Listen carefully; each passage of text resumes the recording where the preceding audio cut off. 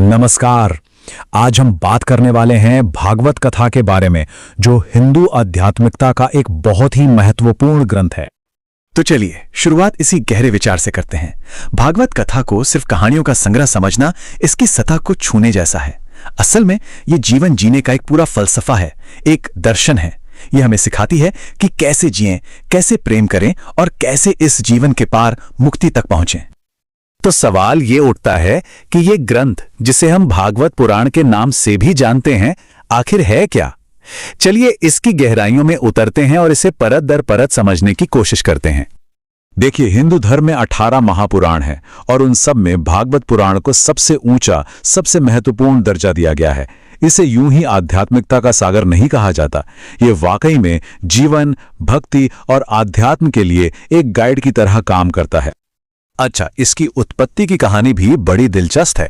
माना जाता है कि इसकी रचना तो महर्षि वेदव्यास ने की थी, लेकिन इस ज्ञान को दुनिया के सामने सबसे पहले सुनाया था महर्षि शुकदेव ने राजा परीक्षित को। और कमाल की बात यह है कि सदियों पुरानी ये बातें आज भी उतनी ही सच्ची और जरूरी लगती हैं।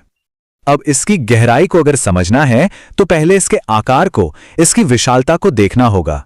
ये कोई छोटी मोटी किताब नहीं है। पूरे ग्रंथ को आप समझिए 12 मुख्य हिस्सों में बांटा गया है। इन्हें कहते हैं स्कंद।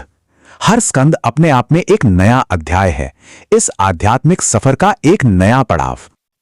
और जरा ये नंबर देखिए, इन 12 स्कंधों में कुल मिलाकर 18,000 श्लोक हैं। जी हां, 18,000। मतलब ये सच में ज्ञान का एक महासागर है। तो ये जो 12 स्कंध हैं, ये एक पूरी यात्रा की तरह है।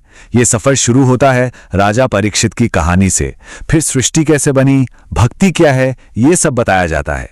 इसके बाद आते हैं भगवान के अलग अलग अवतारों और उनके महान भक्तों के किस्से। लेकिन इस यात्रा का जो सबसे बड़ा और सबसे अहम हिस्सा है, वो है 10वां स्कंध। इसमें श्री कृष्ण के जीवन और उनकी लीलाओं का बहुत ही विस्तार से वर्णन है।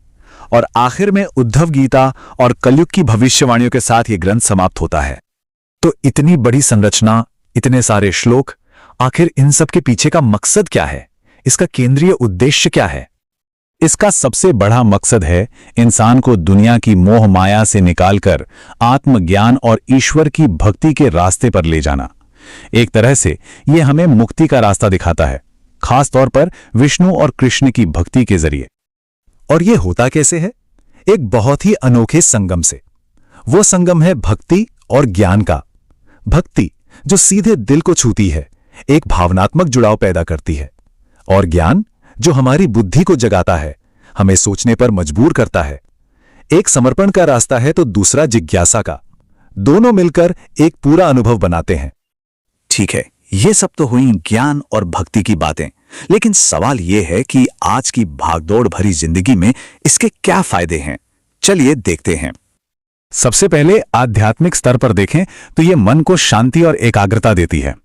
जब हम खुद को बेहतर समझते हैं तो हमारा आत्मविश्वास भी बढ़ता है और भक्ति और समर्पण का भाव मन में जागता है। और मानसिक रूप से आजकल स्ट्रेस और एंजाइटी तो आम बात हो गई है। इसका ज्ञान हमें इन सब से निकलने में मदद करता है। मन में पॉजिटिव विचार आते हैं और अंदर की जो ताकत है वो जागृत होती है। और इसका असर सिर्फ हम तक ही सीमित नहीं रहता, ये समाज पर भी प्रभाव डालता है। परिवारों में प्यार और सद्भाव बढ़ता है, नैतिक मूल्य मजबूत होते हैं और समाज में एक दूसरे के प्रति जुड़ाव की भावना पैदा होती है। मतलब इसका असर हर स्तर पर है। तो अब आते हैं सबसे बड़े सवाल पर। आज के इस मॉडर्न फास्ट पेस्ड वर्ल्ड में ये प्राचीन ग्रंथ कैसे प्रासंगिक है? ये हमारी मदद कैसे कर सकता है? देखिए, आज का दौर तनाव, डिप्रेशन और गिरते हुए नैतिक मूल्यों का है।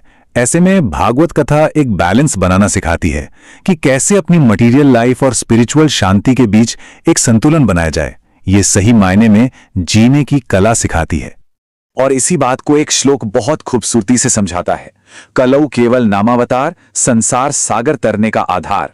इसका मतलब है कि इस कलयुग में सिर्फ ईश्वर के नाम का सुमिरन ही इस भवसागर से पार उतरने का सबसे सरल और मजबूत जरिया है। तो आखिर में यह ग्रंथ एक सवाल छोड़ जाता है। यह एक निमंत्रण है एक अंदरूनी सफर का। यह आध्यात्मिक यात्रा हमें कहां ले जाएगी?